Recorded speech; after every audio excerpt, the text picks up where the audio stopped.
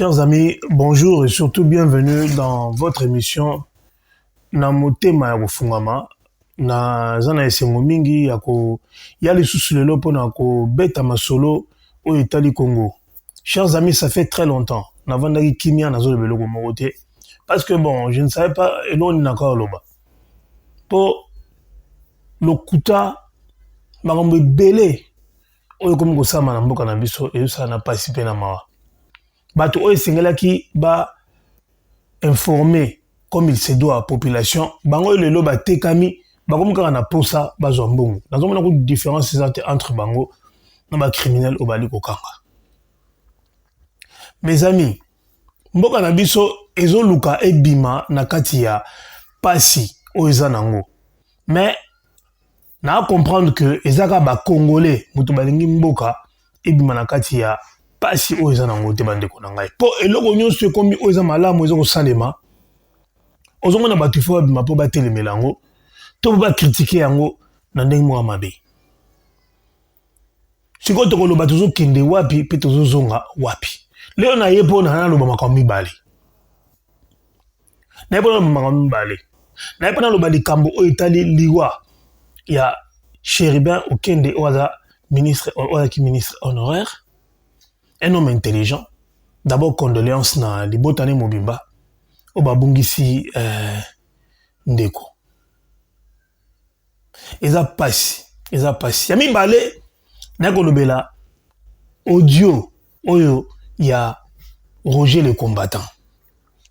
Roger le combattant oazali monsieur moko oaza mutalelo te, aza mukolo makasi mais babiloko oyo asalaka moko ngaizo kamisa ngai. Donc c'est une personne vraiment qui a une incompréhension incroyable. Je vais parler de ça. Par rapport à audio oyo, à Panzi, na li solo oyo à Salakina, na ministre Peter Kazadi. Chers amis, bonjour une fois de plus. Émission oyo, et zoleka na Kleboa original, et zoleka pena Allegra TV. Donc, nazo invité Binonyo Stubo Kinda, qu'on s'abonne na Allegra TV. Comme je l'ai toujours dit, na ali combattant de la première heure, Nali soutien indéfectible, il y a chef de l'État. Et puis, Naza fanatique n'a été, mais je suis un progressiste. Naza mutu oalingi mboka neke liboso, pe na soutenira toujours loi, et puis na continuer à soutenir loi sur l'identité. Oyo ezo déranger batumingi, o bat bakumo kufa le koronango. Car ba congolais, mutu balingi ba changer version makambo. Pendant que l'on n'importe quoi, pour mal informer les gens qui sont faibles d'esprit, oyo baebi marambuté. Ministre nenge toyebi, toyoki sango, netinga pena oki sango, que ministre babomiye. Mais déjà, depuis temps blanc, tokomi koyoka déjà au gouvernement oyo, eza malamuté, démocratie ezate, biso batete la, babilo komoka ndengwana. Po nazomona, donc, lien oeza entre batete la na liwa ya ministre eza nini bandeko na ngai. Pourquoi nous voulons cultiver quelque chose qui n'existait plus dans notre pays?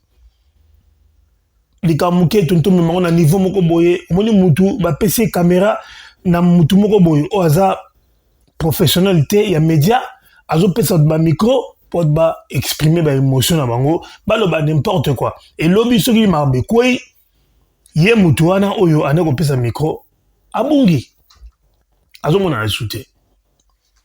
Quel lien y a-t-il entre lui il y a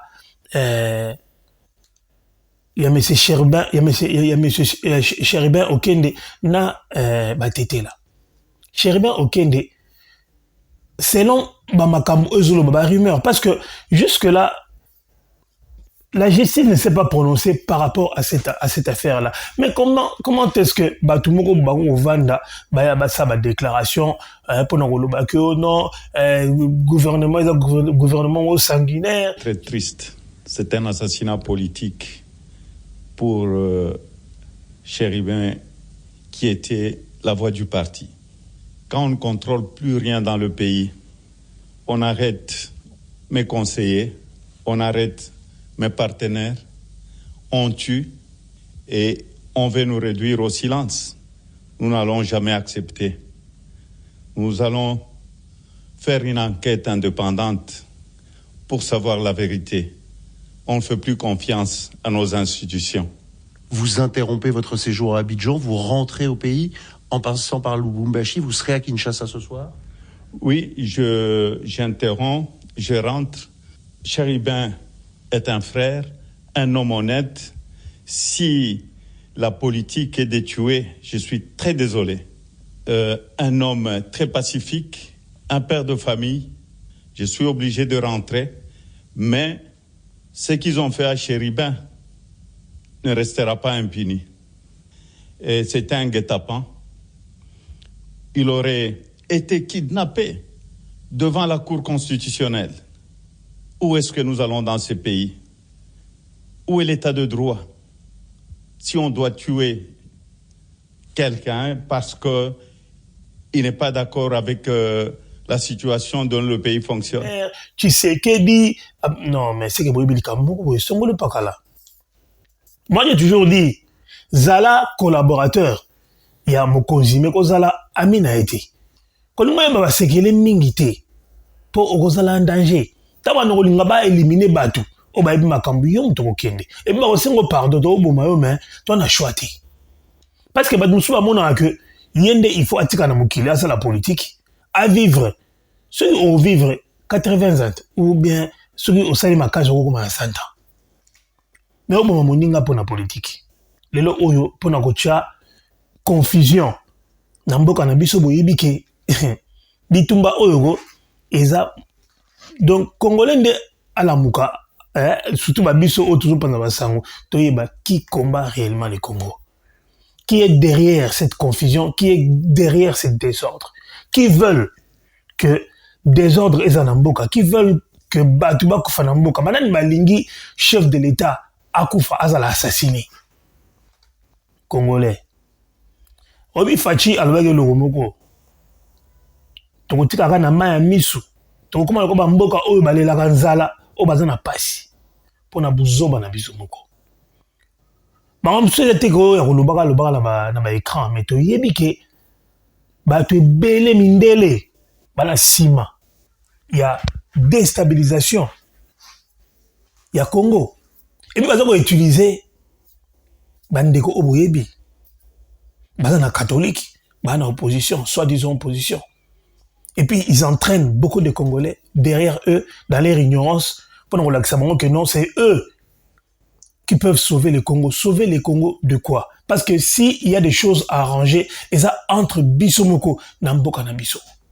Mais si boni, bino ba Congolais, boko sangana na ba paya, juste pour on a besoin de pouvoir. Bota ndingini, makile comme kotanga. Pour na kaka pouvoir. Bako bomo ba sengo pardon. Limbisa biso to bomio kaka pour ton a choisi. Pour photo ko c'est la batu makambo. Bozo mona bino moko ba makambo ba mascarade de salama. Mais ba criminel ba kana mboka nati. Na snap sabino que surtout makambo itali ba kolona et ça makambo oboyebi utali eza makambo utana PPRD mutaki apesaki bulwana ke ba kolona ba komaki na niveau mal bazwa ampleur o ba komona ba macheta ko sakalate et ça Francis Kalombo. Na snap sabino na kolona combien de fois. Beneti mbalo politique est commis politicien a otinda batu ba boma batu. Pasteur a otinda batu ba boma batu. Badumso wa bomba na kisasa na kapona alingaka mwasi na yo oyebaka te babomisi yo po bazwa mwasi na yo siko bato wana o basalaka bacrime wana bazomona ke toyebi ke mutu sele pasteur Songolo atindaki biso po tosabote mutu boye me baobanga eloko nini bandeko na ngai Chéribin okende babomi ye esika nini pe abandaki kosala nini pour mbala moko le cour constitutionnel est convoqué qui est où sont les preuves que cour constitutionnel est convoqué qui est pour nous déclarer bien naïe. Mes chers amis, apprenons à réfléchir par rapport à certaines choses. Totika ba émotion mwana ya Chéribin ye morazo lela na rocha audio wana boyo kabino moko mona Chéribin okende azolela azoloba makambo oya yebi po tata ayebisaka mwana na ye makambo nyonso. Soka Moni Kazan a danger, pour ce Chéribin Okende, Atikiba Kangaï, c'est parce qu'il savait qu'il était en danger. Et puis il sait qui est-ce qu'il a enlevé. Abi Batu Obabomi, il avait confiance à ces gens. Il y a un Moni, Bazolo Ba Ono, Kangaki Chéribin Okende, ba enlevé, na Batu Moko Baki lourdement armé, Batu, mais comment est-ce que et yokanité pe et si Kazala qui existe oyo eza public Batu Baka Goyeba. Chers amis, réfléchissons avant de déverser notre haine sur la voie publique, avant de dire des histoires. Oh boy, réfléchissons. Oh bah tété, les gens qui ont guerre tété là, bande qu'on a eu token de wapi. Donc calamité qui ont guerre tété là, baluba. Hein? Tu réfléchis à rater Hermobo avant tout Salamakambo. Chéribé Okende a été tué à cause il y a Batu Oyo, il y a celle de la politique. Mais on a dit que Tatana a Tatamou Malamu. Il avait de bonnes intentions. Mais politique, Keba na bat au salon politique. Beaucoup tanga ba kombo awa. Mais beaucoup yeba, Mikoloza Koya. Même à ta Fayoulou, fait attention. Fayoulou Keba Fayoulou. Barolia yo sengo bolimbisi. Bana mawate. Alors utilisés sont des criminels, ils sont très dangereux. Keba naba Prilawana, Pachole naba Mbongo, ce sont des gens qui n'ont aucun état d'âme. Ils n'ont aucun état d'âme. On dit maté étant bon battre les milieux boba au salomabe. Bon mutu oya bomara mutu azo kufa ayebaraye. Chéribin Okende ayebaki batu oyo balimba salemabe. Ata garde du corps na ayebi masolo. Ayebi masolo pour qu'on tika jamais mo konjino yemoko na kati ya sécurité okenda ndengo wana. Soka yake sikamoko isolé comme on est en train de le dire. Il n'était pas isolé, ba joie vraiment ba kena na ye, ba sala oyo sengeli ba sala na batu oyo ba yebi ba ndeko na ngai. Donc totika koloba ba n'importe quoi dans ba réseaux sociaux. Surtout bino bandeko ya Katumbi aussi bolia bambongo, mettez un peu d'eau dans votre vin. Botika koloba babi ko induire population na kati ya confusion pour rien.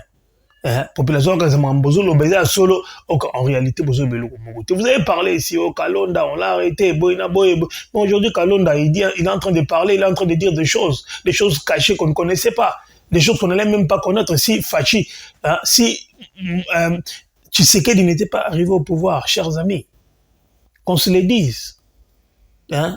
Totika Bilobé, la Congola comme Bilobé, la battu au micro, aux battu, que tant aux sala intervention na yo, na ba YouTube, bako ozwa yo pe pa batuana, ba enlever yo, ba lobi ko eza gouvernement tout enlever po olobaki mabe. Ba po démocratie cette au kufi a ofele, ba zo bomo ba sengo limbisa biso toujours boma yo kaka po il faut toujours raison. Mes chers amis, laissons la justice faire son travail. Nanga le belape makambo etali kidnappeur wana mais j'en parlerai une autre fois mais nazo le bela opo isa ya moto bana Congo to tchana se to na kimia to yoka biyoka yokate, faisons confiance à notre justice, faisons confiance à notre gouvernement. Totika ko salir homme politique na biso. Patrick Mouya n'est pas un délinquant pour qu'il ne sala makambo na ba délinquant. Donc le so mutala di t-shirt bache longi na ngai ou bien tolo ba sikone ba otanga ba komba ba fali poupa na ba faire rigola, donc sont des criminels. Bakanga pe ba fali bakanga ba faire sont des criminels. Pourquoi bozolo ba makamusu betango kara? Ba autorité boyina boy. Mais quelqu'un qui porte un t-shirt aux le logo et autorité, alors là, qui serait que c'est un criminel? Qui? Toi s'est posé des questions. Lobby boroluka bokanga nani bobuma nani? Bobuma nani bokanga nani pona bulunga bo justifier insécurité aux en Congo. Aujourd'hui pour justifier l'insécurité, on va tuer combien de personnes? Et puis qu'est-ce qui va nous rester dans notre conscience, chers politiciens? Bino bozo coopérer na batu ya libanda, batu bala très dangereux. Bo teka mboka ya soni, ya pe mawa po na bino. Donc, tout tika makambo ya koloba, oh, gouvernement, et ça liboué. Monsieur Chéribin, aucun de eux toujours regretté, parce que c'était un digne fils du Congo. C'était pas un homme mauvais. Aïbaki, et l'eau connu à Sala. Et la vérité, c'est sera. La vérité, c'est sera, bien, chers amis. La vérité, c'est sera. Pour vérité, ils ont polélé. Vérité, ils ont munda. Et koye bana. Mais bino mutu otamla na ba politique mususu oyo boze bateke baza très dangereux. Boye ba politique eza eloko nini. Boye ba politique eza eloko nini. Po bino ba wanda ko boma bino mikolo. Boko pesa nga raison. Boko pesa nga raison mutu moko e munene akufa. Akufa ba ko boma ekaka pa batu obozo ka bazolo baka ba osaba déclaration wana. Ponga zo kama mutu lokwa ndombasi wakina fayulu. Okomi esika moko na Jeannette Kabila. Quand je vous avais posé la question, vous m'avez dit que tu étais au Kenya et ils m'ont dit qu'il n'y a pas tous les documents signés par le président. C'est peut-être en train de se venir quand même.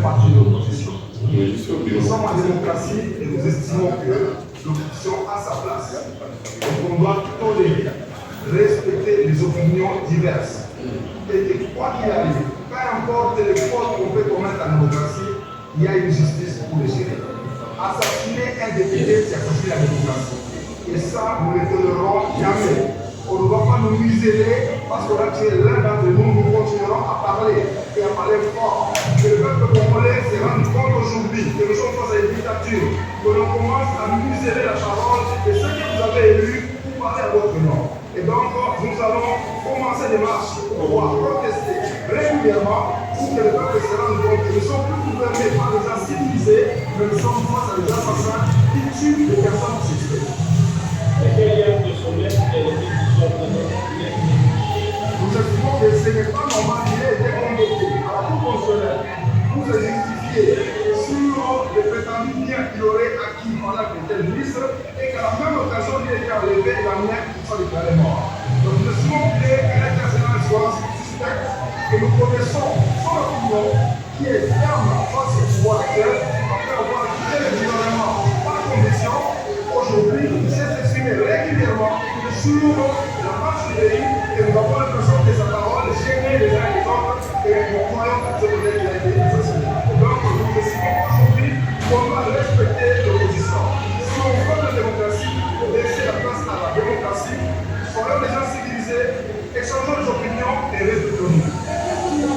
Nous demandons une enquête internationale parce que nous estimons aujourd'hui que la justice congolaise est instrumentalisée et on pourra rendre des jugements en faveur des personnes qui nous gèrent aujourd'hui et qui ont confisqué la justice, qui ont confisqué la CENI, qui ont confisqué tous les instruments de la justice de la République, y compris l'Assemblée nationale, qui a été pris à plus de milliers de dollars.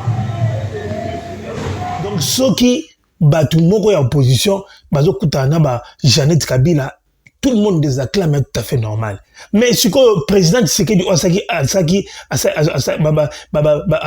pouvoir, hein, Azaki alternance, il y a pouvoir pacifique, au Salamaki, à coopérer jamais na Kabila pour un essengo, pour un sentiment moko po, ande ko lenga. Ande ko lenga donc habiter na mona pe Kabila pour as star. Non. Mais quelle est la relation que vous avez avec les Jeannette Kabila, avec Kabila lui-même? Bino Nostouana, en opposition. Vous dites que Kabila était mauvais, tout ça, même Bozanae. Mais les gens, je ne comprends pas, parce qu'on acclame Bino. Mais quand il sait qu'il fait quelque chose, il y a Mouké, oh non, il est ceci, il est cela, c'est incompétent, Boina Boy. Bomo Boumambato. Botika, Basala Banquette. Bandeko. Au moins, justice, toi, dans Gogo, et ça, au Samanate. C'est l'une des meilleures justices, il y a Afrique. Bokoyoka, Makambeko Bima. Chéribin, Okende, Baboma, Katumba Mwanke, et les Kanonga Ndengwana. Et pourtant, Batubaba Katumba Mwanke, Bayebani. Mais Oyo Babomi Chéribin, Bakobima na Poissa. Et Koleka Ndengwana te. Cette fois-ci, s'il faut marcher pour cela, marcher pour une bonne cause, chers amis. Ne marchez pas aveuglément pour soutenir aux insoutenables. Pouvoir pour aller vendre notre pays.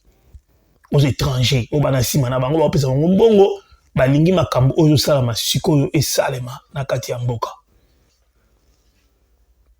Je pense que eloko na koloba pour intervenir par rapport à likambo yango wana, mais concernant ndeko wana oyo asali azu audio au basololaki na mukonzi un ministre de la défense ndeko Peter Kazadi. Yo solo obengi mutu na téléphone. Mutazo ebiso que bon, na ebi que ozo ko enregistrer nga mais je vais jouer ton jeu. Donc c'est que cette personne là lorsqu'elle est en train de te parler, elle n'a rien à cacher. Elle n'a rien à cacher mais ozo ye là na ba question et belé ozo ko ngindisa ye et puis ça manque un respect total. Tshisekedi Fachi Beton merci. Merci pour la démocratie au pesi batu mutamu ko benga mutu. Eza wana za kindoki. Ndeko wana za kindoki. Na bite éducation ni biso ba Congolais to anango. Na bite éducation ni ndeko wana la nango. Mais na mona ki azaka mutu moko ba de compréhension azaka ba problème na batu.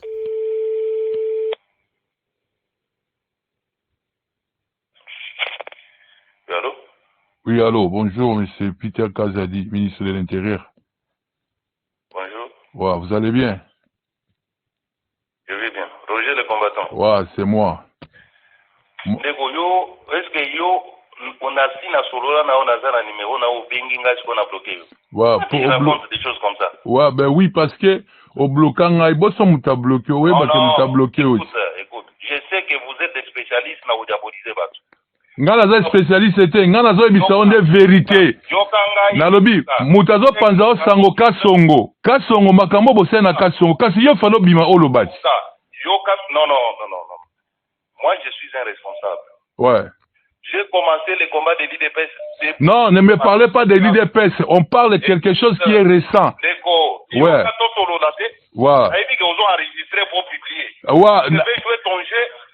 Je vais jouer ton jeu. Parce que yo otindi batu ba finga ngai. Yo otindi batu ba finga nga. Voilà. Otindi batu ba finga ngai.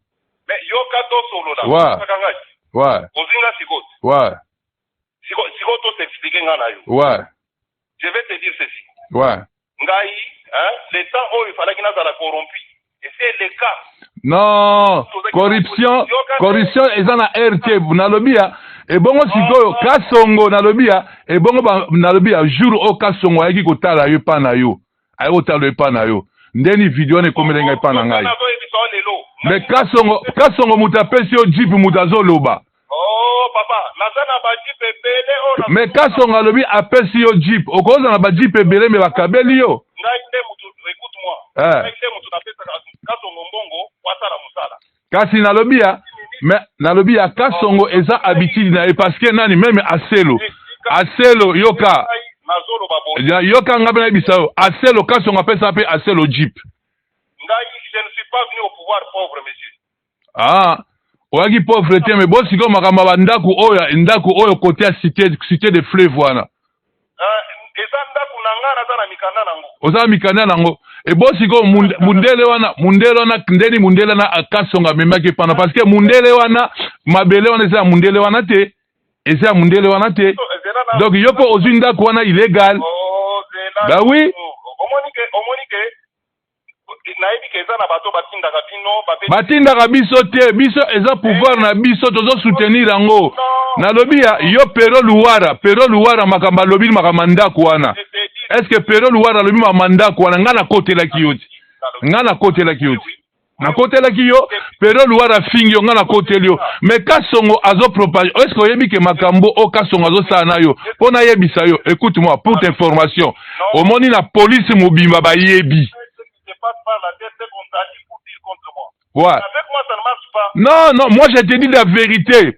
Parce que moi je soutiens, toi tu n'es pas dans la même vision que le chef de l'État. Est-ce que vous avez la présidence, pourquoi aux autres dans la Kasongo? La présidence. Moi je suis au courant de tout. Est-ce qu'on peut discuter comme des gens? Tu m'as appelé pour me raconter ta vie ou pour qu'on échange? nazoloba na yo vérité na bibo siko makambo oyo ezoleka oyo makambo yo oza ministre intérieur makambo oyo ezoleka ya bakinal père oyo yo olobide yo za ministre intérieur pourquoi intervenir te na bibo est-ce que okoki kozala calme poser nga question to solo Oui, nalobi na yo, makambu o ezoleka par rapport ba kinalping, bazo boma, ba organi, bazo kinalpe batu.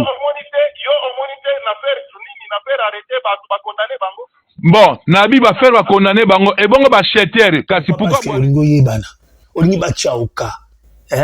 Olingo yebana, mais soko olingo yebana, linga pe oyebana ndenga bi makambo kitoko. Bongo batu moko boyo soki jibe atangi kombo na alembango zongo ko tshana réseaux sociaux, bongo soko esa ni ko changer ni. Donc soki jibe ayebi yonde esali ni. Ndako invité na mesa na to ono kota ba concerner gratuitement. Dans la bataille, tu vas salamate pour baïbana, pour baza étoile. Tout le monde n'est pas fait pour être star, pour être connu. Mon frère, arrête avec tes histoires-là. Au lieu de salir réputation, il y a un ministre pour rien. Cet homme te dit qu'on est en train d'arrêter des gens. Il te parle avec humilité. Écoute, Andimi Ayamba, on a sur une époque, il y a Mobutu. L'époque, Mobutu, on a Mabimulu, on a gang de la bêtise. Mais on a Maloba. Dans 2 minutes, si attendant la ministre, il y a 4 maloba pour camarade n'a pas sola na oti. Besoin de imiter batu, boy biti na batu basala makambo na ti. Boy biti na ti. Batu suba loba na benga batu na ba téléphone. Bon, basa batu basa ba combattant, basa ba fanatique, ba nini, ne ba dinosaure. Mais ay bi ninga lobela makambo na ye. Il sait ce qu'il est en train de faire. Vous voulez imiter les gens juste comme ça. Obenga mutu, mutaza autorité mboka. Atako tu balobi, beaucoup na liberté ngo, yako loba. Comment tu peux parler à quelqu'un avec impolitesse, na niveau ana. Et puis, je ne sais pas qui peut acclamer quelqu'un de ces gens-là. À cause de la paix, mon ninga ya mutu na ningi nini, yozo benga ministre mboka, po no kuchaye, na kata ba discussion moko inutile. Olo ba makamanda kunaye, qu'est-ce que tu as? Est-ce que yozo ta justice? Oza ta justice. Makambo sala, oyebi tina na ngote, par rapport aux libertés, dans l'entretemps, ozo soutenir nani, mokonzi mboka, ta ba infiltrer bango bandeko na ngai. Ben infiltré bango, il est en train de faire ce qu'il est en train de ayebi mam asala intentionnellement mama usala ayebi yango comment ko benga ministre ou comment yesa ministre makambo ko sona nae mutato yebiso yo benga ipona poser ba question to pour sona na ngai yo bandi ko loba n'importe quoi bandi ko linga juger par rapport à ceci par rapport à cela mais non toko ndima toko tolérer makambo ndengo na te bandi ko na ngai. Soyons sérieux avec ce que nous sommes en train de faire. Toye baga et le pour lobby futur et juger biso par rapport à ma comportement na biso. Madame Souma na tingate. Ana tingate ya makambo azoloba, ana tingate mabosa na vie na ye. Ne pas insulter les gens à cause de bêtises na ye, isa lolengi na ye ndimona. Mais to tika ba makambo wana. Andeko, Ndeko Roger, tika biloko wana. Et loko moko pour l'obité na kata ojuana. Tu n'as rien dit. Olobe loko moko te, olinkaka olukaka ba problème. Olingo lukaka ba problème, olingi otiaka ba na kata confusion. Donc musala bo sala yango wana. Ko injecter biloko mabe na kata ba serveur batu. Tika biloko wana. Ministre Aibisho très bien, je vais jouer ton jeu. Et puis c'est un homme extrêmement intelligent. C'est un intellectuel, tu n'as pas son niveau. Alors, to lingate liberté au bapesi biso et comme un libertinage. Obozo condamné pas bande comme susuana, yango nde oza kusala ndeko. Yango lelo fana ibisayo. Fana ibisayo ngo pour comprendre. Donc tika biloko wana. Ba crime et ça malamboka, eza gouvernement te. Eza batu o balinga saboter. Ba saboter Congo, bamba sala makambo wana. Pe batu obozo mona ba hotelemela toujours. Makambo malamu na mboka boyebi bango baza batu o balingi Congo ekende liboso te batata wana na ba prela ba onyo subozo mona bazoloba na bazosangana pour nous détruire Congo. Mais nous vous avons à l'œil parce que nous voulons le bien du Congo et on ne s'arrêtera pas de parler. On ne s'arrêtera pas de parler. Bison toujours à passer pour la loi, il y a ministre toujours à passer. Mais tous la justice Aïe Sabiso, banane basali makam boy la weyamba ngoti na TV. Oh boy na boy. Soki boy bilikambo. Tala ça va bien monter, mais il en restera quelque chose. Chers amis, na pamboli nzambe, na pesi no merci, na pesi merci na vie sezangadi. Vie moko bien oyo, atika ba petine na pale balali, vie wana azongi na ye. Na pesi pe condoléances na ndeko na ngai Marie Kachila oyo mobali na ye akufi na Suède. Akufi à se noyer, akufi à se noyer bandeko eza pasi. Vie oyo eza compliqué. Mobali na ya akufi yango na pesi ba condoléances. Et puis na sengi na peuple congolais nyonso azala makasi ba épreuve oyo toujours traverser. Ezaka ba suite et ba guerre oyo ya est wana. Ba makamanga yango wana. Siko ba sa guerre psychologique pour na ba détruire Congo. Pour na to zwa bosomité na mboka na biso pour tous akimia ete bandeko na ngai yango moni ba sa biso makambo wana mais tozala vigilant pe toyeba nani esengeli toyoka. Nzambe apambola Congo, Nzambe apambola bino nyonso, apambola bandeko nyonso balingi Congo kende liboso. Eyaki ngai ndeko na bino nde nayaki lisusu liboso ya etando moke mpona kopesa message oyo. Nzambe apambola bino, Nzambe apambola bana nyonso ya Congo. Merci beaucoup.